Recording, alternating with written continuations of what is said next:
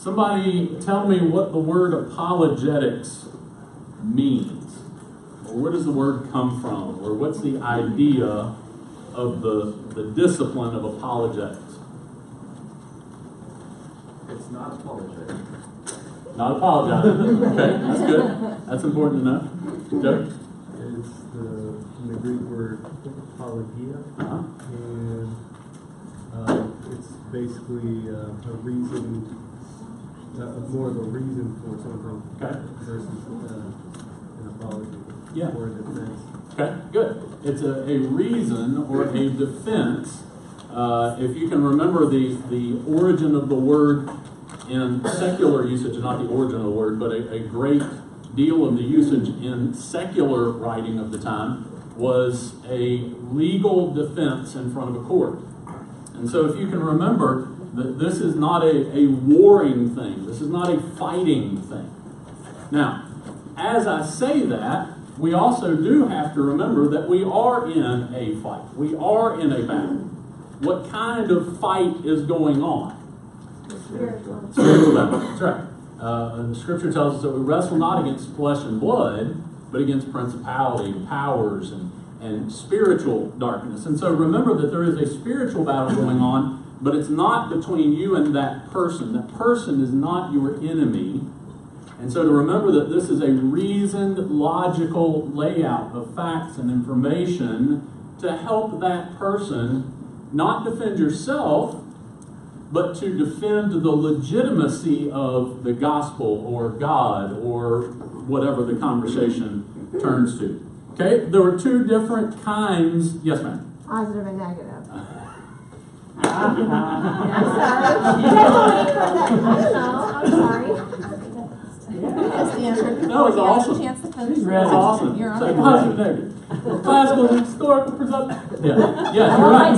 Positive and positive and negative. Good. Now, positive. What do we mean by positive apologetics? What are we talking about? Building them up, like it's a positive, good. Okay. Building what up? Building up your defense, your case. Okay. In a positive way. You're building up your case. You're giving reasons that create a structure, a sustainable, strong structure for what you are arguing for, reasoning for. Okay. What are the negative apologetics?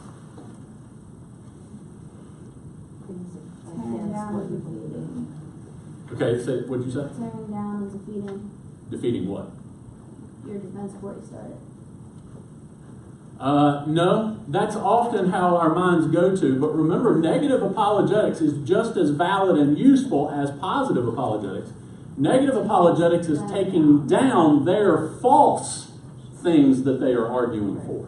Because you got to remember, as you come in thinking, okay, I've got 5 reasons that there is a God, they come in with 5 reasons they think there's not a God. Well, in order for them to come over to your side and agree with you, you can't just show them you have 5 reasons. You've got to take down their 5 reasons. So while you're building with positive apologetics, you're building yours up, you're using negative apologetics to take theirs down. Does that make sense? Okay. All right, so good. There's positive and negative. And of the types of apologetics, we're going to be using what's called classical. We don't look at everything all at the same time. We'll kind of take one foundational thing and build up from there. We've got a couple of seats in the middle. There's one here. There's a whole front row open and ready for you if you want to go there. So that's a little review of last week. All right.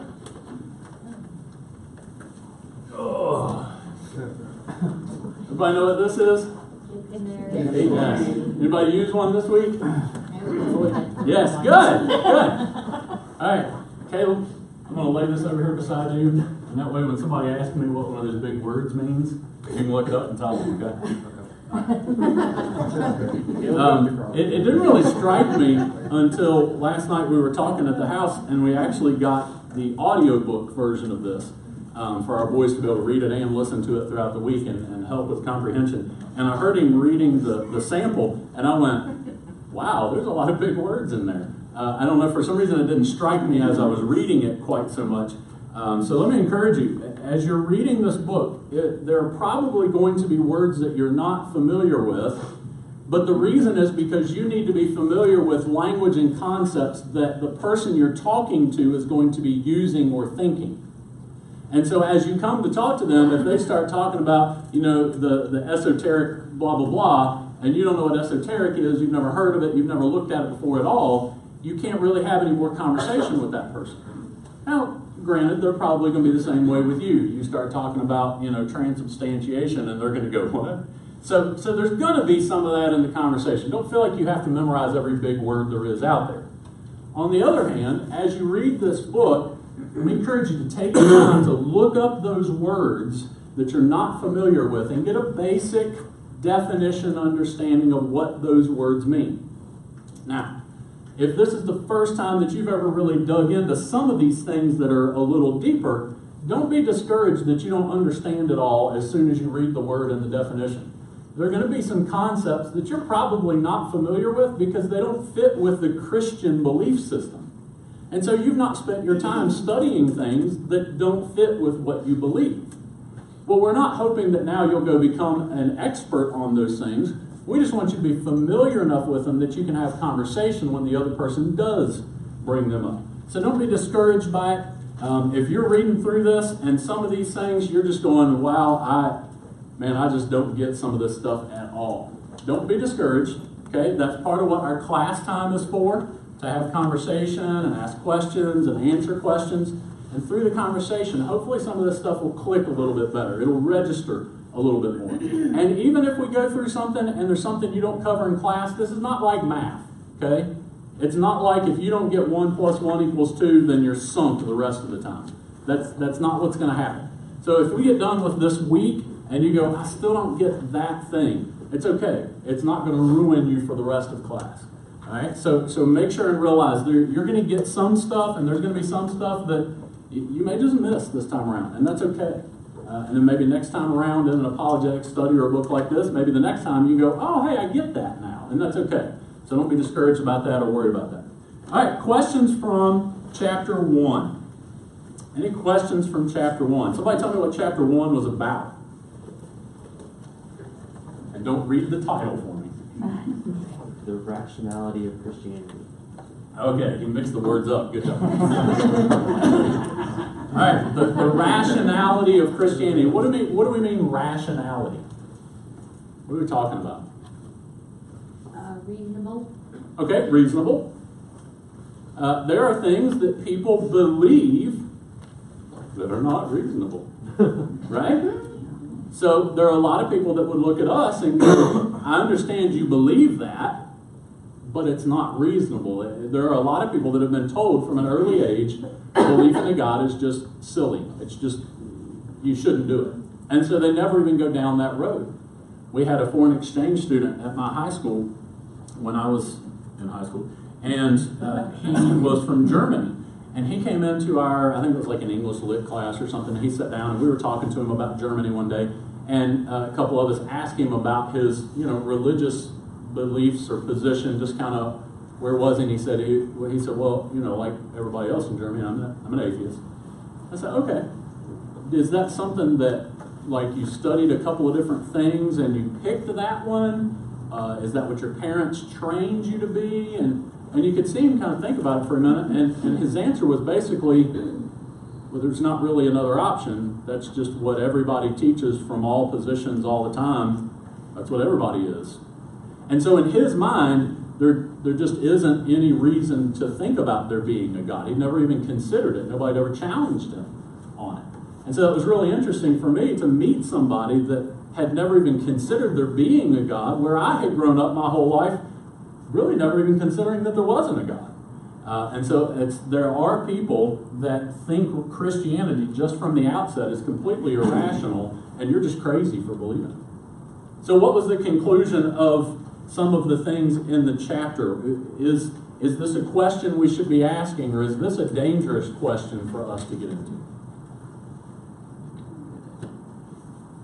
Christianity has existed for 2,000 years, and there's not a question out there that probably hasn't already been asked and answered. Okay, that's good. And that's a big thing that I hope, if nothing else, you'll carry away from this class. God's not scared of your questions. Maybe other people are. Maybe your teacher in class is. But God's not. And there's not a question you're going to come up with that somebody else hasn't already asked. I know sometimes we think we've got all this technological advancement and we're so far ahead of all these other things that have come before us. No. You're not going to think of a different question than other people have asked.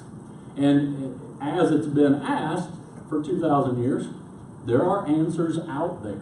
You may not know what the answer is yet. You may not even know where to go look right away for the answer. But there are answers. And so don't be afraid to ask questions. Good. All right, anything else from chapter 1 that stood out to you? That even though we don't realize it, we use faith just about every day. Yeah. How many of you, when you came in, you walked around your chair and put a squeeze test on those weld joints and gave it a little shove, maybe kicked it a little bit? Anybody do that before you sat down in your chair? No, you all just walked in and had faith that if the church puts the chair out for you, the chair is going to hold you up. That was a faith exercise. It was something you did by faith.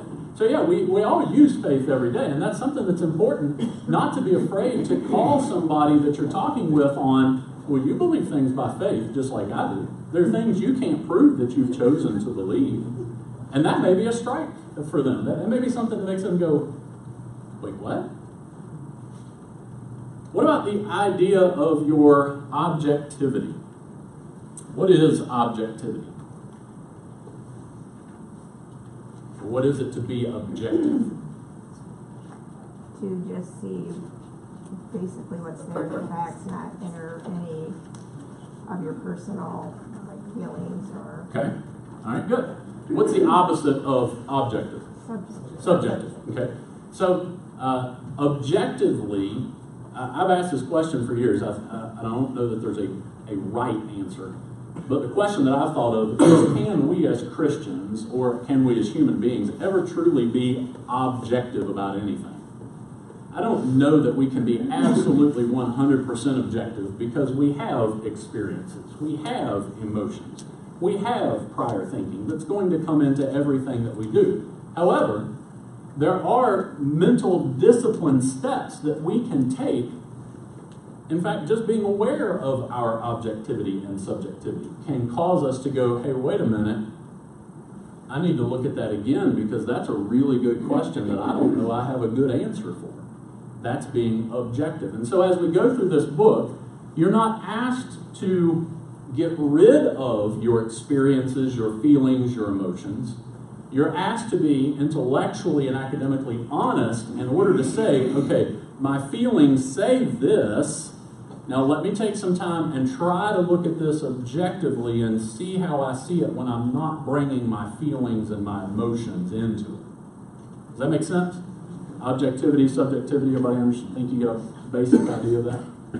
Okay?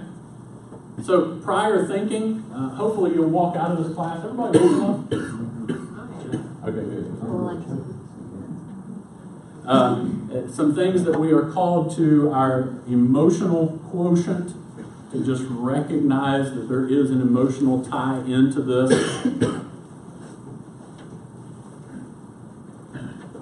Now, we're not going to spend our time studying Scripture and using Scripture for how we answer a person who does not believe that the Bible is Holy Scripture. However, it's important to understand that we're not stepping outside of the Bible for this study. Things that we are learning and concepts we are looking at are biblical concepts, and they are taught in Scripture. We're learning how to get that truth communicated to a person without using the Bible as that initial authority source. So as you read chapter 1, it talked about the creation makes it plain. Do you remember where in the Bible it says that creation shows us that there is a God, that there is a supreme being? Do you remember in the Bible where it talks about that?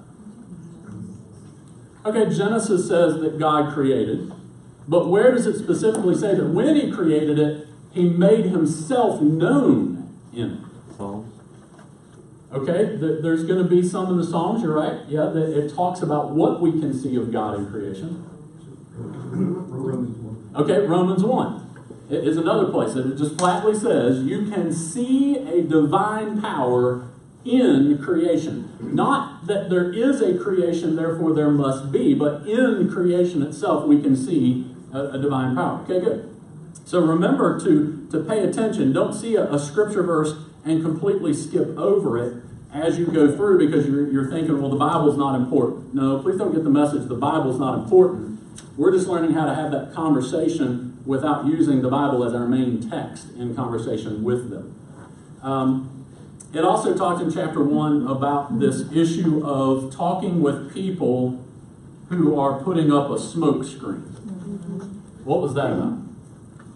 What does the book mean by a smoke screen? Who would be putting up a smoke screen? Somebody that feels attacked by what you're saying, so they're just Okay. they're gonna say whatever just to get you off their back for the time being. Okay. That's what I was gonna say. Somebody, I mean, most of the time they do believe, they just choose not to follow. Okay. So therefore, I'll throw up the smoke screen and just say, well, I don't believe in that. And Okay. that's the easy way to stop the conversation. Yeah. 'Cause If I say I feel don't believe convicted. in God, yeah. If I say I don't believe in God, then I don't have to worry about what God says. But it could be that I realize there is a God and I just don't like what he says. Right. And so I revert to, well, I just won't believe in God. It'd be like when I tell Jackson to clean his room, he goes, well, I just don't believe in a dad. If a dad doesn't exist, he can't tell me to clean my room. Ready to clean your room. All right, questions from chapter 2. I'm gonna put on my devil's advocate, atheist hat here and have a conversation with you. All right, you begin a conversation with me, and I find out, I hear something in the conversation that indicates to me that you believe in a God, or you worship God, or you go to church, or something along those lines, and we begin having a little bit of a conversation about that, and I say, okay, what proof do you have that that a God even exists? How do you respond? And please hear me on this. There's no single right answer to these questions, okay? There are a lot of different ways that you can answer and a lot of different ways that you can take a conversation at any time. I don't think I've ever had an identical conversation with anybody ever in my life to another conversation. So it's not that there is only one right answer here. Now, there are some answers that are wrong, but there are lots of right ways to approach this. So don't feel like you have to hit exactly the right one. Some of these are going to be, which of these things just really registers and resonates with me? Which one of these am I going to be able to have a conversation with the best because of who I am and how I work? So what proof do you have that that a God even exists? Complexity. Okay. In creation, so ourselves, in nature. Okay. How does the complexity show that there's a God? I mean, I agree there's complexity, but that's just because evolution has gone on for so many millions of years that things have just gotten better and better and more complex. So in the complexity, there would have to be some sort of design. Okay. For instance, like this book, would you think that it would be written by itself, or somebody would have to intellectually be smart enough to write it? Okay. All right, so that's a really good example, guys. He didn't go into some, ethereal space-time matter. If you're the science guy and that's the conversation you want to have and that's the person you're talking to, go for it. But he took an everyday object laying around and used that. Jesus taught like that a lot. He would just look and he'd go, see, the fields are white to harvest. That's a great one. Do you think that this book just fell out of the sky? It wrote itself. That's one that Ray Comfort uses on people now. Mm-hmm. Is he says, do you believe that a book could do that? and everybody always says, no, it's impossible, there'd have to be somebody smart enough to do so. And then he said, so, did you know that there's people that are figuring out that your DNA is a code that's written? Yeah. And so there would have to be, the code would have to be written by somebody who was intelligent enough to do so. Yeah. So that's good to use that basic line to come over to then a more complicated, detailed thing. Yeah. Or if it was evolution, then you'd have to have at least some evidence that there was stuff in between, but we only have, like, the monkey and the man, we don't have anything in between, it's only monkey and the man. Okay. All right. So there we have right off the bat an example of positive and negative apologetics. You've got one that said, okay, I can show you how there's a complexity in a design, therefore a designer, and we don't have enough evidence to support that we got here another way. Okay, good. Now, I gave you a little bait there in the question. Did anybody catch it? What proof do you have that a God exists? Proof. Remember your book talked about proof? Do you remember reading that section? Okay. What do we need to be careful about? Now, not everybody is going to come with this mindset, but because some people will, you need to be aware of it. What is proof? What's that word talk about? Evidence.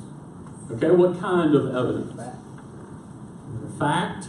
But how do we get to that evidence and that fact? Like, I think, or what you're asking is like for physical evidence. Like, do you have something you can show me right now? Right. And not only that, but something that is repeatably observed. See, proof is a word that is specifically attached to the scientific process. The scientific process says you have to be able to repeat it and observe it multiple times in order to say it is a fact. That's why in the school system, even though they teach this fact, they still have to call evolution the theory of evolution. Because we can't repeat it. We can't go back and make the Big Bang happen again, and none of us observed it the first time, so it can't be called a fact. It's not a proof, it's a theory. And so if you're talking to a scientific person, they're going to be impressed if off the bat you go, I can give you a lot of reasons and I can give you a lot of evidence, but I can't actually prove God. They're going to go, wow, this person's actually thought through this. They actually understand what's going on here. Now, that doesn't mean that we can't make a case for God. It means we can't make a scientific method proof of God. Do you understand the difference in those? Now, the reality is once you mound up, it's called this mountain of evidence. Once you apply and give all the evidences and reasons and indications that there is a God, I mean, it's just this mountain that can't be ignored. So it's not that you don't have a case for God, it's that you can't actually prove God. You can't show them a box of God. Right. I have a little bit of trouble with this one because we say that these things couldn't be repeatable, that you couldn't figure out that God, you can't measure him, right? Okay. But what's kind of weird to me is that every day we trust, like you said, that shared. Like those types of things are repeatable every day. Yes. You assume you wake up. So I don't know that kind of. There are repeatable things that point to a God, like the sun rises. We say the sun rises. It's not actually what happens, but the sun rises every day. Right. Well, who gives that design, that order?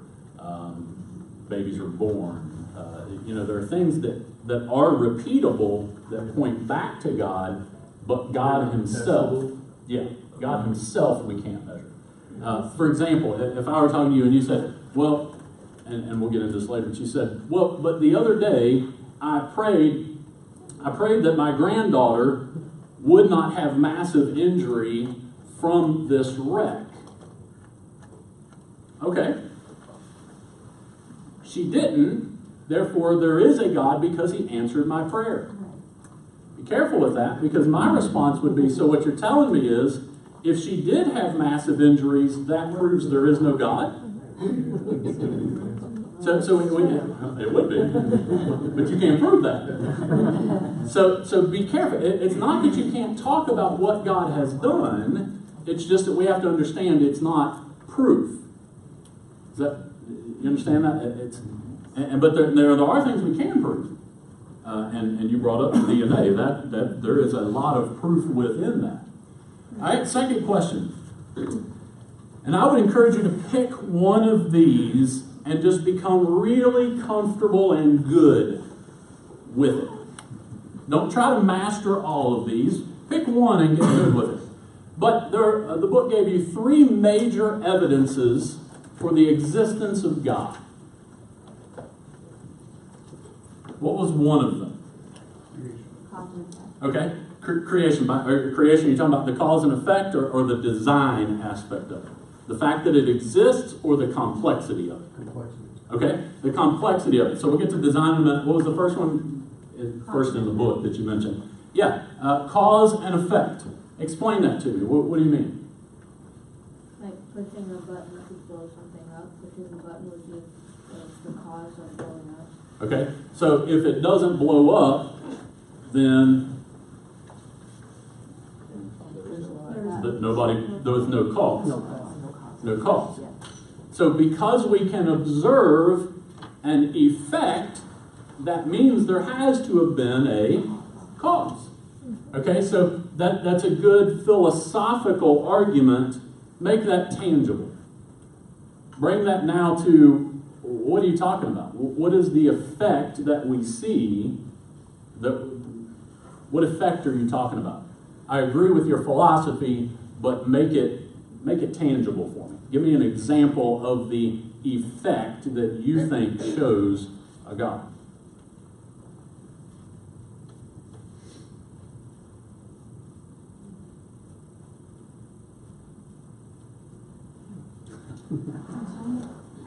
For example.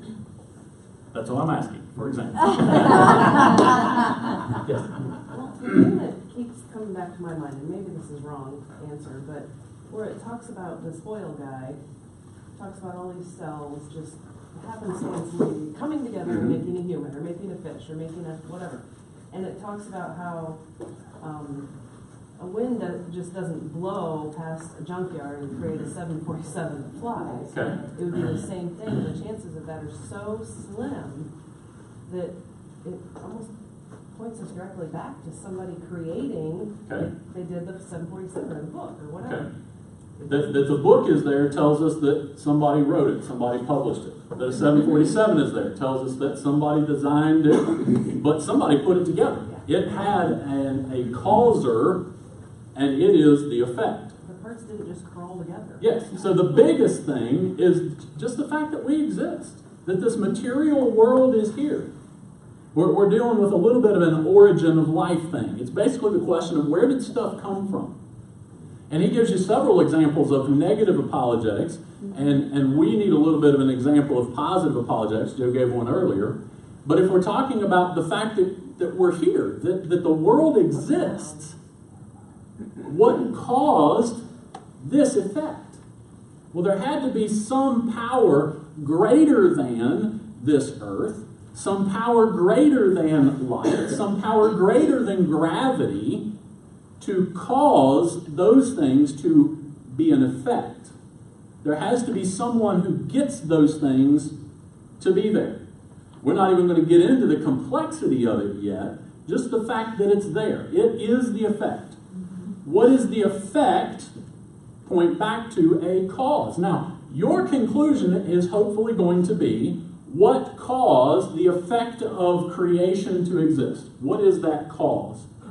God. What is their cause? God doesn't exist. So what is the Big Bang. Good. Okay, the Big Bang. So then you have to be ready to not only make the case that God is the causer of creation, you have to be ready to take down the argument that evolution or Big Bang is not the causer of creation. So, as we think about that, I think Braxton or somebody mentioned earlier and began to talk about, and he gave you two different things. he gave you the 747. Does it make sense that a 747 just puts itself together from a tornado? There's an old joke that a tornado went through a neighborhood in West Virginia and did $1 million worth of improvements. Right? Well, obviously that's a joke because everybody knows tornadoes don't do improvements. How bad would it have to be for a tornado to do improvements? And so that makes sense. A tornado doesn't put together. Chaos and pieces don't get put together on their own. We don't see that anywhere else in creation. In fact, science argues absolutely against it. So I would encourage you to come up with an illustration like the 747 or the book or the cells and their complexity. Come up with some illustration and also some scientific example of what you mean when you say there's no way that all this stuff exploded. Yes, sir? The bumblebee's a good one. Yes. The bumblebee's great. It's not supposed to fly. Yeah. It's not aerodynamic. Yeah. Science says that it's not possible. Yeah. And they do. Yeah. That's a great example. And if you assume that evolution caused it to fly, it's not physically possible for it to. You assume that it's not alien. Yeah. Something had to design it to. Yeah. Something had to get it there. Okay, good.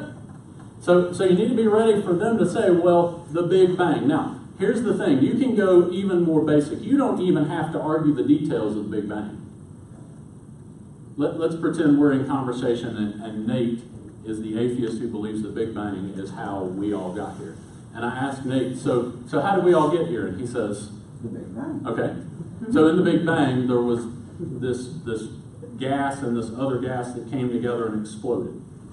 Where did the gases come from? Where did the ponds come from?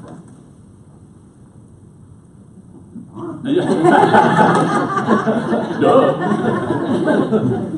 As you ask that question, they have a theory from the moment those explosion things happened forward, but there is no answer for where did that stuff come from? What was the cause that made that effect? We don't agree with it, but don't even argue the details and validity of that, because you can go back even further. And you get to a point where at some point you have to say there is no natural explanation for where that stuff came from that exploded. Right? And they'll have to admit, yes. So what do we call it? Then something happens that's outside of nature, supernatural. Even if you don't agree about who God is, you just admitted there has to be a supernatural existence.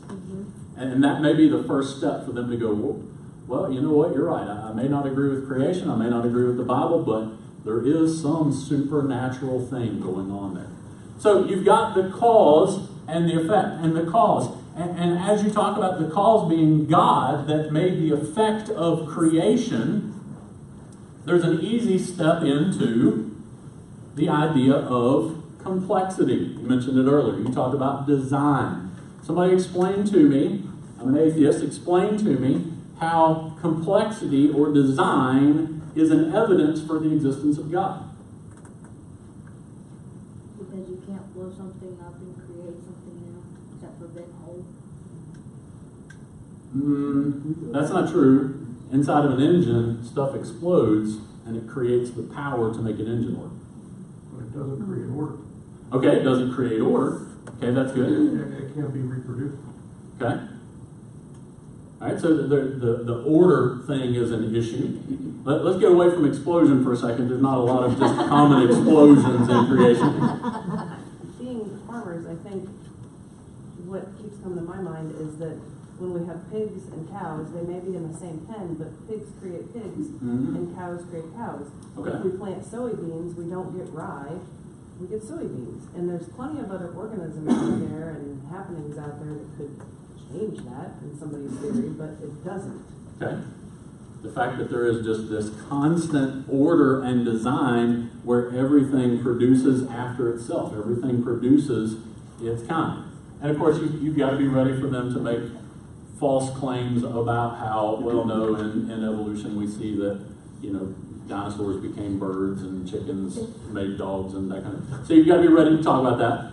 But back to the complexity thing. Give me an example of the complexity within creation that tells me somebody had to put that together. That didn't just happen. For example, like the distance of the sun from the earth. Okay, excellent. If you move the earth like just a short distance forward, we're consumed, we'll burn up. Okay. You back the sun up just a little bit, and we freeze. Okay. So there's not a single mind in the world who could possibly calculate that. Right. Okay, good. So the design of the complexity of the earth. And I would encourage you, and that's in the book, and I would encourage you, that's one that I enjoy as well. It's not just the distance from the sun, but what other things about the earth show it's a specific design. Water. Okay, the water on it. What about the globe itself, though? Do you remember that? The atmosphere, Okay, the atmosphere of it protects from the rays of the sun. What is it? Tilted just Yeah, the right. axis tilt. Okay, good. So there are multiple things about the complexity of just the location, just the placement of the earth itself points to this massive calculation and specific design that if it had been off just a little bit, we'd freeze or burn up. Okay. All right, so water. Talk more about water. How does water point to a designer? Basically the perfect, I think the book said solvent.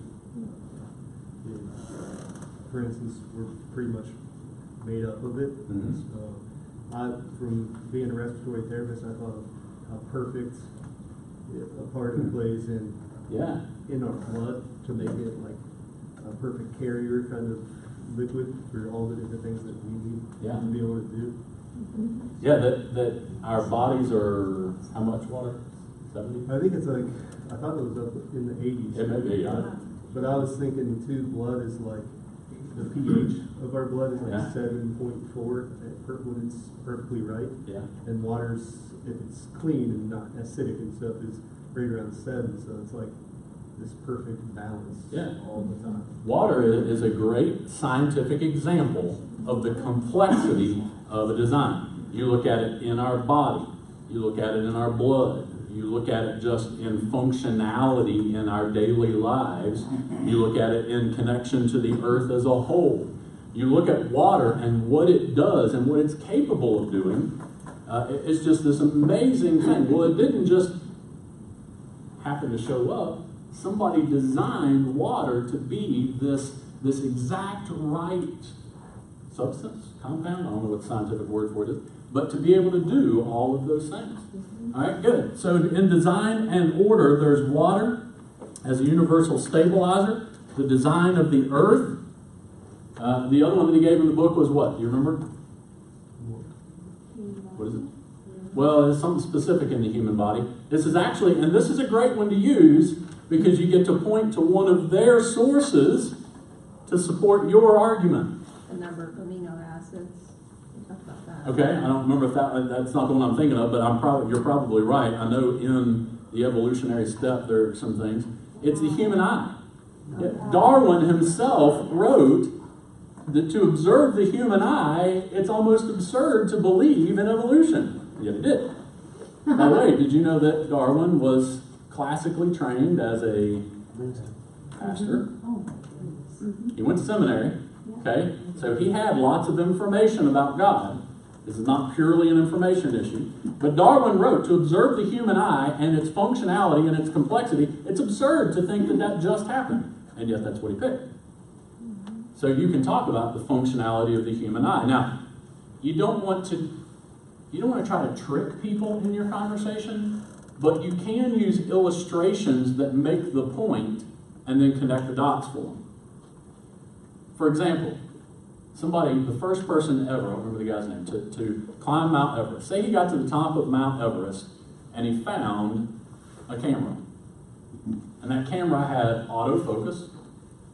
And that camera had an auto lens cover, and it had auto clean, and it had auto fix and heal, and it had, and you can talk about all the things that it automatically did for itself, which we still don't have cameras that are that good, and say, do you think that he climbed to the top of the mountain and found a camera that good, he would assume that the snow made it? No, he would assume that somebody else had to be there before him that was immensely powerful and intelligent that put it there. Well, that's how our human eye is.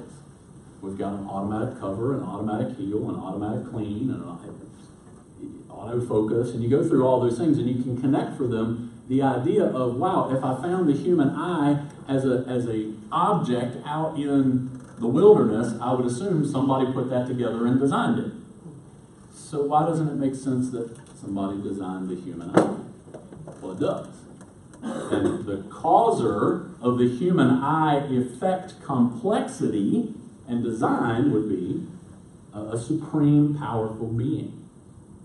All right, now be careful that you don't begin to get into Jehovah, Jesus, the Bible. You're not trying to argue for any of those things yet. You're just talking about, is there a causer for the effect? Is there a designer to the complexity? All right, third question, third issue out of the chapter that I think will be very helpful for you. How do you use universal morality in helping somebody to see that there are great evidences for a God? How does universal morality help you with that? Is that when he was talking about there has always been evidence of civilization from civilization, believing in a basic sense of right and wrong. Okay, good. Their right and wrong might be different a little bit than from what ours is, but yet there's always been that inherent sense in people. Yeah. And how can you explain that other than? Right. Completely disjointed civilizations and groups all still have, for the most part, when we talk about universal morality, are the individual issues of morality, are the basic ones the same? Yeah. Everybody pretty much agrees that torturing children is wrong. I mean, it's a pretty universally accepted moral position. But you're not talking about the individual issues and does everybody agree on the individual issue. You're talking about whether or not there's just a basic concept of right or wrong. Now, let's say you're talking to me and you tell me that.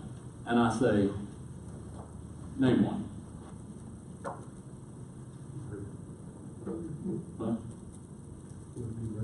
Well, no, name a civilization that was like completely disjointed from other civilizations that still shows evidence of a morality concept.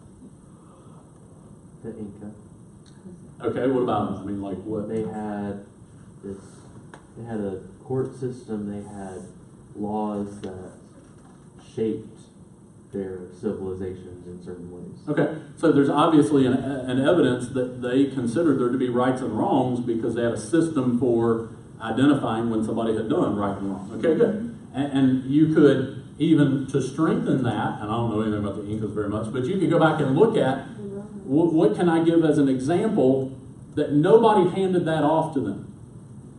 See, so much of what we have in civilization today can be traced back to, well, yeah, but that's from when the English conquered them and the English just brought their court system in. You know, the English colonization was so massive that so many of those can be pointed back to that. So to know, did somebody influence the Incas or not? And to be able to name that. That's good.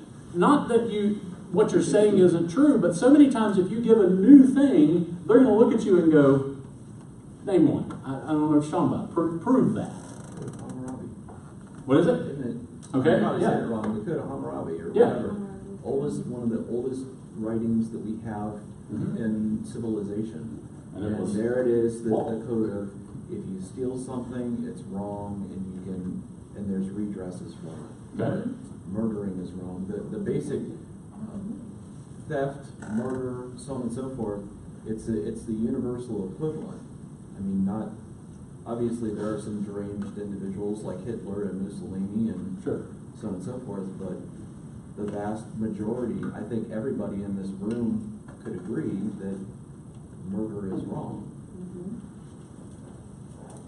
Now, what happens if you quote Hammurabi and I say, see, it's not a universal morality. Somebody had to write down their idea of what was right and wrong. That way they could impose it and create a right and wrong. How many civilizations are out there?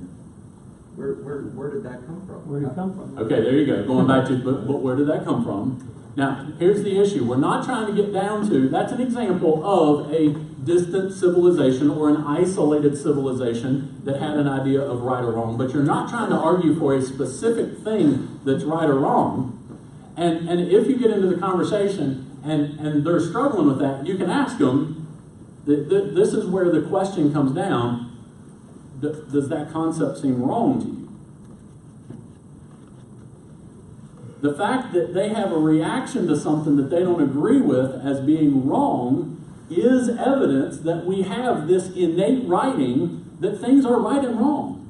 Even if we don't agree on the details, we all think something is right and something is wrong, and when yours doesn't agree with mine, it's wrong. For example, if they give the argument that there is no God, well, you can't know that, and there's no such thing as absolute truths. You can't impose your beliefs on other people. How do you use universal morality on that specific statement by an atheist? You can't impose your beliefs on other people. There isn't an absolute truth that you can prove that everybody has to go by.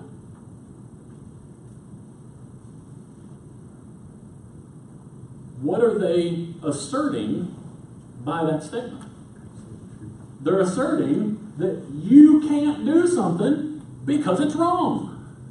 And you can go, wait a minute, so you're saying I'm wrong for telling you what I believe? Yes. Well, then you just argued for right and wrong. You just argued that there is in all of us a reaction to right or wrong. If there's no such thing as right or wrong, then you can't tell me anything, especially what I'm not allowed to do or what I am allowed to do. The fact that people don't want you to push your beliefs on them indicates they have a universal morality written into them. Even if what they say doesn't agree with that, they are arguing for it by their practice and their statements. So you can see this is not just a one-way street. This is not just a simple conversation. There are lots of different directions you can go with, is there a God? Now what I would encourage you to do is pick one of these. Pick one of these that you think through and you have conversations about and you do some reading on and you get comfortable with. Because if you're not a historian, the universal morality thing, it's a little more philosophical and there's some history stuff, that may not be your thing.